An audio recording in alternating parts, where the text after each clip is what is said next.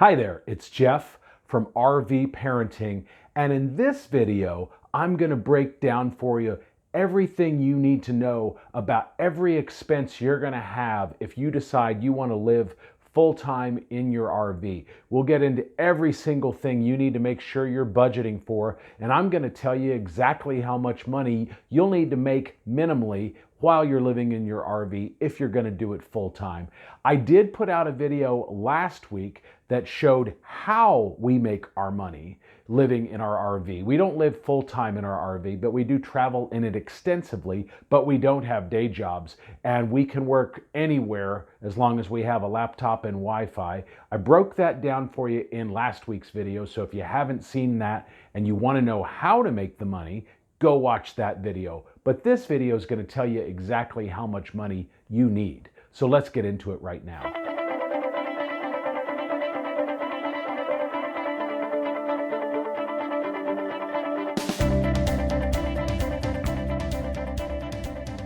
Of course, there's a million different variables, but roughly speaking, the way I look at it, and I'm going to break this down for you, you need about $3,000 a month minimally if you're going to live full-time in your RV. So first you've got food. And of course, the big variable there is how many people are we talking about? Is it just you? Is it a husband and wife? Is it a family of four? Basically speaking, I think you're going to need about $400 a month for one person, $800 for two, and $1,600 or so for a family of four. Of course, the ages of those kids are also going to affect that as well as what part of the country you're living in. San Francisco is a lot more expensive than where I live. Gas is another one, but that also depends on how frequently you're driving, if you're driving at all. Some people like to just park their RV in a RV campground that allows year-round camping and just stay put, in which case your gas expense is going to be next to nothing. What I think most people probably do is move every 1 to 2 weeks, just to kind of change it up. And then, obviously warmer places in winter and cooler places in summer and things like that. So if you're changing locations, let's say every couple of weeks, and you're driving about 400 miles between locations, you can expect to spend probably somewhere around $300 for gas per month. The next expense is insurance. You're gonna need insurance on your RV. And let's assume for the purposes of this that you don't have a payment on your RV, that it's paid for. But you're still gonna need insurance, and that's probably gonna be about $100 a month. Next is going to be repair and maintenance on the RV, and this one's a little tricky. You're not going to have repairs and maintenance that have to happen each and every month. You're probably going to go several months of not much of anything and then have some expenses. So what I like to do is to set aside a set amount of money, ideally like park it in a savings account every month, and that way it's there when you need it. It's kind of like an emergency fund for your RV, but these aren't really emergencies. We're planning for future expenses in terms of oil changes, and if it's a motor home, you've got tire expense, things like that. I'm going to recommend that you set aside at least $200 a month to do that. It depends obviously on whether you've got a $200,000 Class A motorhome or a $10,000 travel trailer. There's going to be a lot of variation there that we're not going to be able to get into in this video, but I feel like $200 a month is a good place to start. Then you've got campground expense. And of course, campgrounds vary wildly as well in terms of price. Many offer daily rates, some offer weekly rates, some offer monthly, and some offer yearly.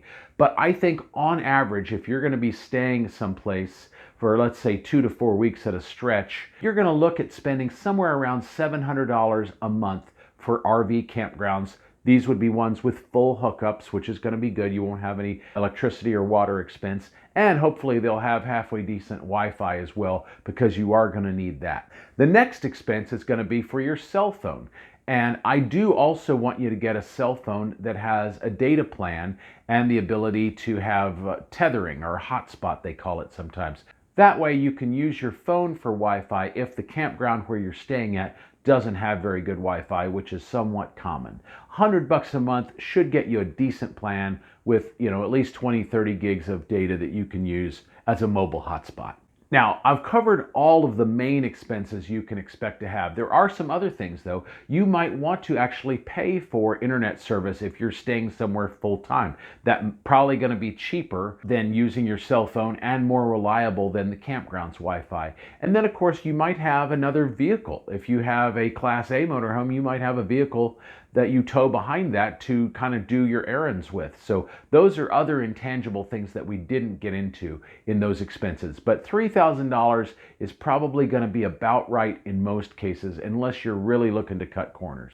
So I hope you found this video helpful. Again, if you want to know exactly how to make money to travel in your RV, whether full-time, part-time, whatever, if you want to just be able to cut the cord from your day job and make money wherever you go, definitely check out the video we put out last week. I'm going to link to that down below. You'll also see a card for it here up on the screen in just a minute. But I hope you like this video. If you do, please give us a thumbs up. It spreads our message. It helps YouTube show our videos to more people just like you so we can help more people. But for now, I'll see you in the next video.